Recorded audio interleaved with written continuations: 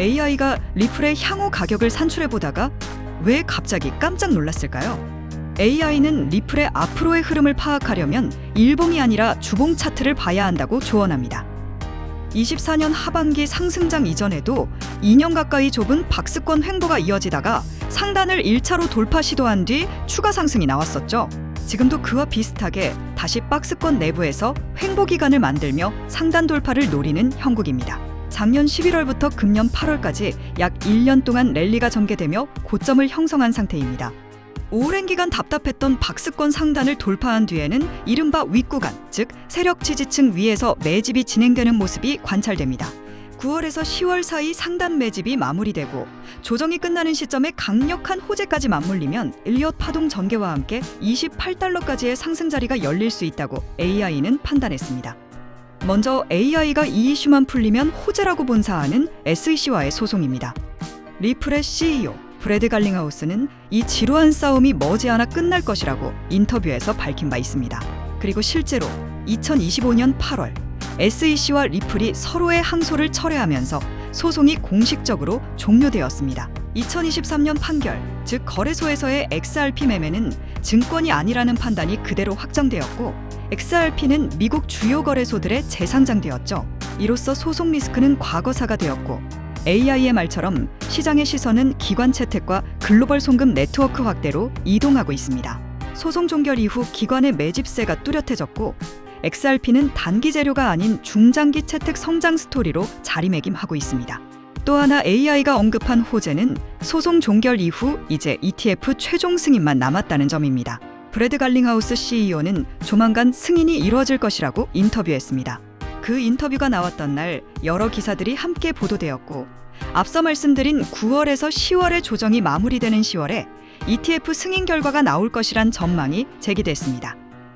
전문 매체 보도에 따르면 XRP의 ETF 승인 가능성을 무려 95%로 보는 시각도 있어 기대감이 커지고 있는데요. 해당 인터뷰 당시 미국 SEC 홈페이지 기록을 보면 8월 28일 오후 2시에 비공개 미팅이 있었고 시장에서는 이것이 리플 관련 미팅이었을 가능성을 합리적으로 추정하기 시작했습니다. ETF 승인에 관한 긴급 회의 내용 가운데 리플 현물 ETF가 확정되는 시점에 그동안 지연되었던 상승이 한 번에 분출되며 XRP가 100달러까지 치솟을 수 있다는 전문가들의 분석도 있습니다. 기술적으로도 2018년에 5,000원까지 약 1000% 상승할 때 삼각수렴 돌파가 나왔고 현재 역시 유사한 패턴이 관찰됩니다. 큰 손들의 XRP 비중 확대 역시 눈여겨볼 대목입니다. 비트코인은 쓰레기라며 결코 투자하지 않겠다고 해온 워런 버핏이 몇 년 전 크립토 기업 누뱅크 투자로 120% 수익을 거뒀습니다.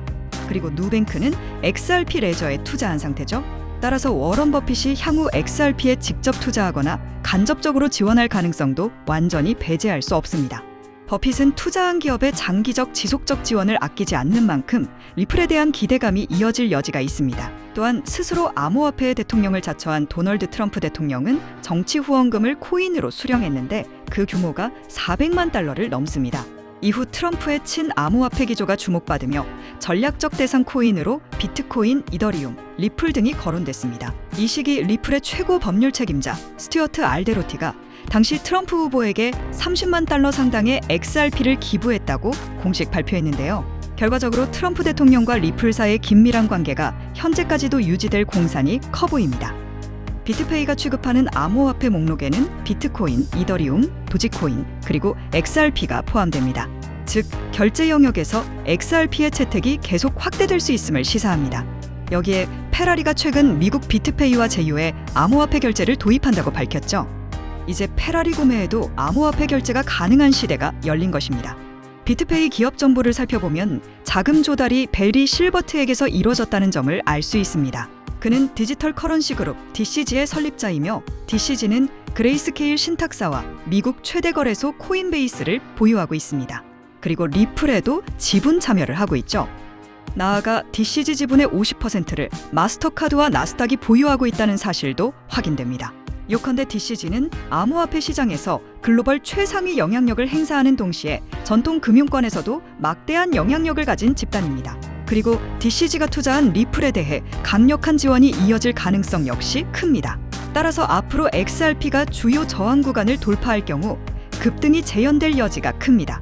21년 4월 일봉 차트만 보아도 500원에서 2,500원까지 한 달 만에 5배가 오른 전례가 있었죠. 그 폭등 이전에 뚜렷한 신호가 하나 나왔습니다. 스퀴즈 모멘텀 인디케이터의 색이 연두색으로 바뀌었기 때문입니다. 이후 급등이 전개되었고 스퀴즈 모멘텀 색이 빨간색으로 전환되자 XRP는 하락 전환했습니다. 즉 폭등 직전 연두색으로 바뀔 때 미리 매수하고 빨간색이 나타나면 매도하는 전략으로 큰 수익을 노릴 수 있다는 뜻입니다. 해당 차트는 2020년 XRP 급등 구간으로 이때도 연두색 신호가 먼저 나오고 급등이 뒤따랐음을 확인할 수 있습니다. 또 상승 흐름은 연두색 막대가 이어지는 동안 지속되는 경향을 보였습니다. 반대로 스퀴즈 모멘텀이 빨간색으로 바뀌면 리플은 급락을 맞습니다. 그래서 스퀴즈 모멘텀이 빨간색, 파란색, 흰색일 때는 매수 진입을 피해야 한다는 결론이 나옵니다. 스퀴즈 모멘텀은 상승 모멘텀이 순간적으로 폭발하는 찰나를 포착해주는 지표입니다. 슈퍼 트렌드와 함께 전 세계적으로 1에서 2위를 다툴 정도로 인기가 높은 지표이기도 하죠. 이 스퀴즈 모멘텀은 1분봉뿐만 아니라 5분봉 트레이딩에서도 하루 1에서 2회, 대략 10에서 30% 수준의 꾸준한 수익을 기대해 볼 수 있습니다. XRP가 평소처럼 횡보할 때는 스퀴즈 모멘텀의 색도 대개 흰색이나 파란색을 띠므로 매수 금지 구간임을 알 수 있습니다. 이후 급등 직전 연두색 신호가 출현합니다. 이때 상승 모멘텀 폭발을 확인하고 매수에 들어갑니다. XRP가 급등했고 빨간색 신호가 나온 뒤에는 익절을 진행합니다. 그 다음 XRP는 급락으로 전환되었습니다. 3시간 동안 4% 상승이 나왔고 레버리지를 5배 사용하면 20% 수익을 실현할 수 있었습니다. 스퀴즈 모멘텀 기반의 5분봉 매매는 상승 모멘텀이 붙은 알트코인 전반에도 적용 가능합니다. 위 차트는 시바이누 5분봉 사례로 파란색, 흰색 구간에서 연두색으로 전환되는 지점에 매수합니다. 이후 가격이 급등했고 빨간색으로 바뀌는 순간 익절합니다. 1시간 동안 시바이누는 5.5% 상승했으며 레버리지 사용으로 22% 수익을 만들었습니다.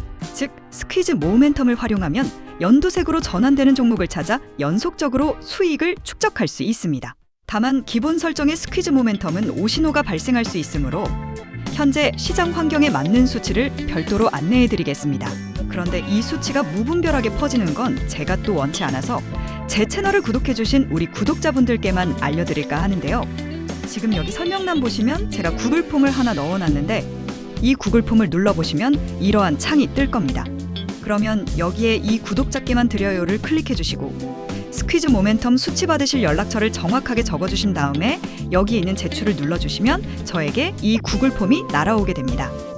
그러면 제가 이 구글 폼을 확인하자마자 이 스퀴즈 모멘텀의 현재 시장에 맞는 수치를 바로 보내드리도록 하겠습니다.